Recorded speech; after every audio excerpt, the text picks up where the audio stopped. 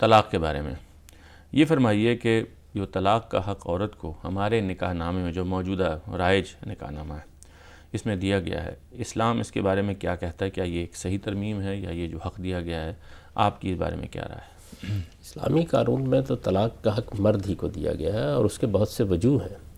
یعنی طلاق کا حق اس لیے اس کو دیا گیا ہے کہ نان و نفقے کی تمام ذمہ داری اسی پر ڈالی گئی ہے، گھر کے نظم و نسق کو چلانے کی تمام ذمہ داری اسی پر ڈالی گئی ہے۔ اگر معاملہ ختم ہوتا ہے تو بچوں کی کفالت، حضانت، اس کی ذمہ داری بھی مرد پر ڈالی گئی ہے۔ تو چونکہ اس کے لیے ایک سنجیدہ مالی معاملہ ہے تو اس لیے اسلام میں حق بھی اسی کو دیا گیا ہے کہ وہ یہ فیصلہ کرے۔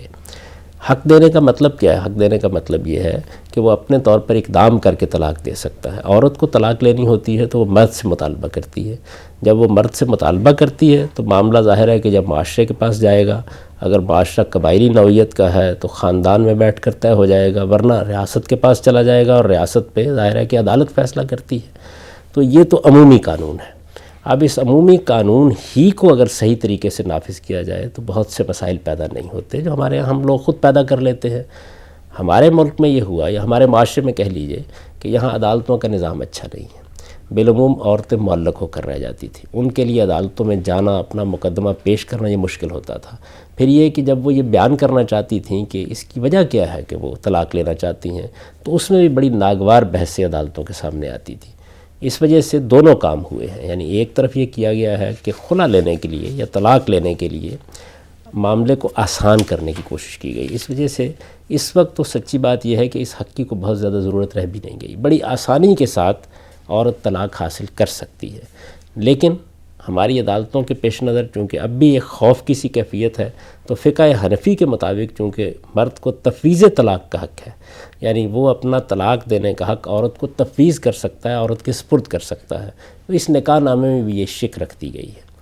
یہ چیز کوئی دین کے خلاف نہیں ہے کیونکہ نکاح ایک معاہدے کی صورت رکھتا ہے، تو ایک عمومی قانون جو بنا دیا گیا ہے اس میں اگر کوئی خاتون اپنے لحاظ سے استثناء چاہتی ہے تو وہ اس کا مطالبہ کر سکتی ہے۔ اس میں بھی وہی ہوگا کہ وہ مرد کی طرف سے جب طلاق کا اعلان کر دے گی تو وہ تمام قوانین خود بخود لاگو ہو جائیں گے جو طلاق کے بارے میں بیان ہوا ہے، یعنی عدت بھی ہوگی، وہ معاملات اسی طرح گزریں گے بھی، اور بہت سی دوسری چیزوں میں اسی طرح روبہ عمل ہوں گی۔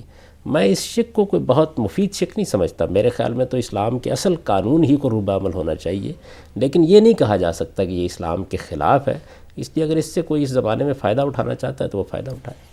تو خاندان کا نظم جب آپ قائم کرتے ہیں تو ایک میاں بیوی یہ فیصلہ کرتے ہیں کہ وہ بیوی اور شوہر کی حیثیت سے رہیں گے۔ اس میں سوال یہ ہے کہ معاشی جدوجہد کی ذمہ داری کس پر ہے؟